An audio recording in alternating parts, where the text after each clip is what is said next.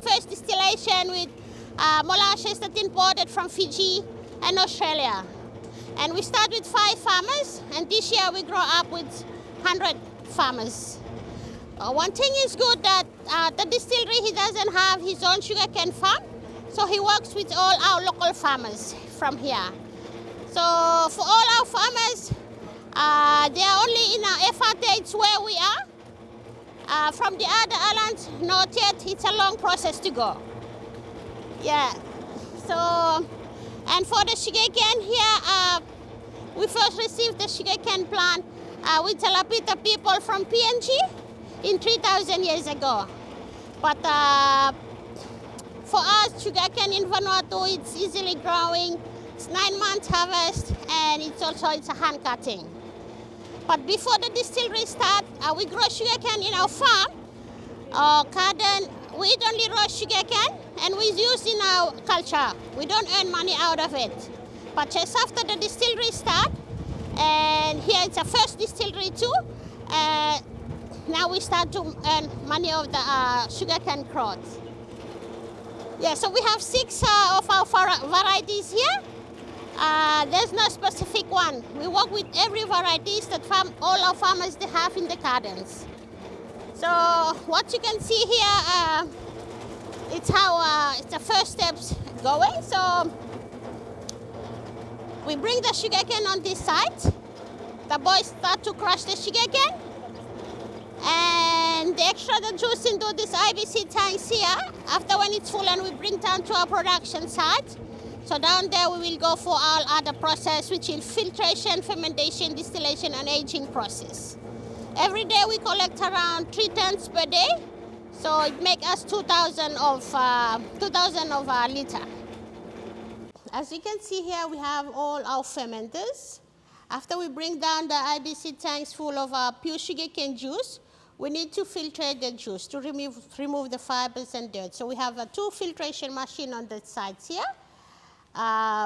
It's a 2 filtration machine, and we filtrate the juice and goes in our selected fermenters.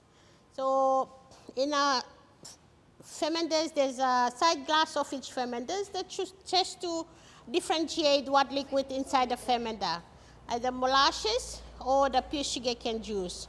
So all our fermenters here are full of pure sugarcane juice, and if it's molasses, it will be more darker. And also the quantity of our fermenter is about 2,500 liters. We just fill them up to 2,000 liters to avoid the CO2 pressure. And sometimes it depends on how much quantity our farmer brings us each day. So for the molasses, we leave fermenting for 1.5 weeks, because molasses is thick and it takes time to release the alcohol. But sugarcane juice, only 1 week. So the chemists, the ladies who work inside the lab take all the samples out from each fermenter every evening just to check the ABV and also the yeast activities. If it's above 9 to 11 for the molasses, that means it's ready to transfer and distill. If it's for the sugarcane, if it's high up to 7 to 9 of the ABV, that means it's ready to transfer here to distill. So here it's a pot stills. After when it's ready here, we join all the pipes and we transfer the juice into our pot still here. So with one, this pot still contains only 500 liters. So one fermenter we do 4 times distillation per day. And first distillation in the morning, it takes us 2 hours and a half. After that, it's less hour. So we transfer the juice into here, and when it starts to boil, the vapor and the water pass through the helmets, comes through the pipe, and it comes into a column. So here it's a column, and this is our condenser here. So what the column does, it separates water and the alcohol. And there's 6 windows. First window down is 50-50 alcohol and water, and the vapor he passes through its windows, and the concentration of the alcohol is getting higher. And when he reaches the last window on top, it goes into our condenser, and it condenses and we start to collect in a liquid form. So yeah, sometimes it comes out with 92% of the alcohol percentage. So every time we're making distillations here, we collect 3 different kinds of the alcohol. So the first one we call, the first one is a head, and the second one is a heart, and the third one is a tail. So the head here, we collect around 3 to 5 liters, but it's not good for people to consume, even test. So we don't want to spoil anything. We use the first part for cleaning sites. And the second one here, the heart, is the one we are interested more. It's the one we consume. So white rum or Yumi rum here. So it comes out with 92%, it depends. We add water, we dilute it down to 40, 42, straight into a bottle, and the leftover we put them in a barrel for aging process. And the third one, the tail is still good, but it contains a little bit of methanol. So we keep in a container. After that, we redistill it. We're making second distillation just only for the tail, and we collect the heart. We don't put them in a bottle, but it's straight into a barrel to change the color and give us the notes. Yeah, so this is how we do our white rum here of the alcohol percentage, and we put them for years to age. So in Vanuatu, we have tropical weather. It's hot, and the aging process is more faster than the cooler country. So for us here, 2 years, it's already good for us. Yeah, so, but in the barrels, we don't add any ingredients or spices to change the color or give us notes. Just the humidity and the wood, and the reaction is taking place, like every day, the alcohol is evaporating inside the barrels, goes into the wood here, and absorb the flavor in the wood. So different barrels give us different flavors and different notes. So we just need to keep on testing. Yeah, so the oldest rums here for 6 years, and every year we lose 7-8% of the alcohol percentage. So that's called angel share. So the angel took the part, and the leftover is for us. And yeah, it's already at the bar to test it. Yeah, so this is how we do our white rum and dark rum here.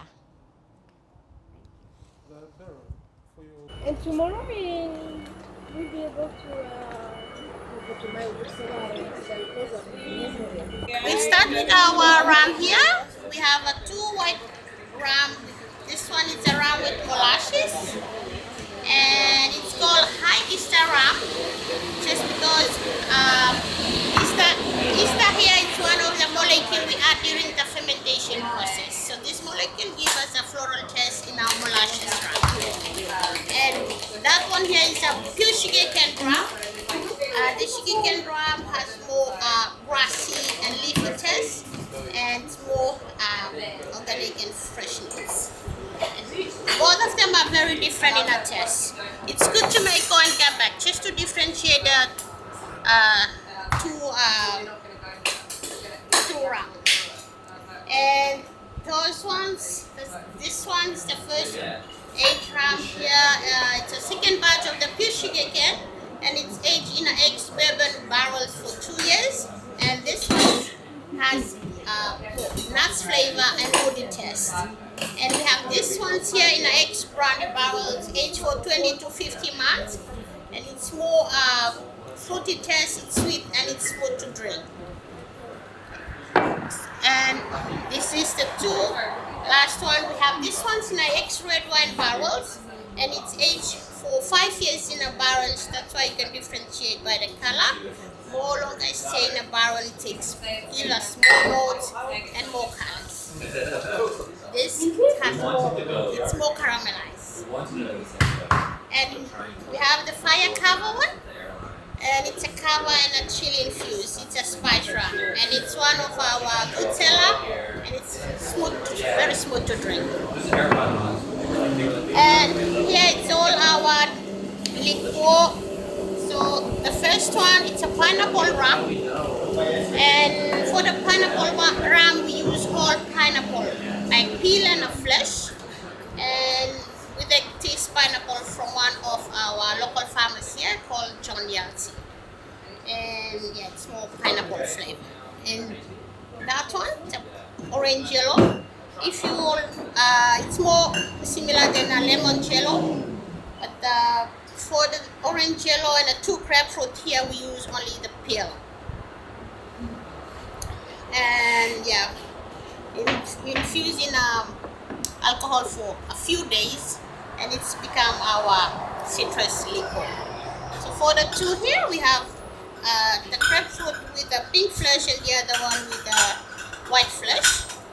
And yeah, one is more sour than the other one. Alright, so we have this one's the chocolate one. We have 2 chocolate factories here, one called Gaston Chocolat and the other one Island Chocolates. And this one we take the names from Gaston. And it's more thick in a flavor, bitter, and it's good to take with the milk or cream, same as the Calwa and the Belize. Yeah, and then the chocolate maker, he come back and collect all the nips and doing a rum chocolate out of it. And we have rum chocolate in our shop too. And here's a coffee liqueur. The coffee liqueur, we used to do this in our espresso martini cocktail. And yeah, you can also take with milk or cream. So for the liqueur, after opening it, it's good to keep cold in the fridge. And they're all our digestive drinks too.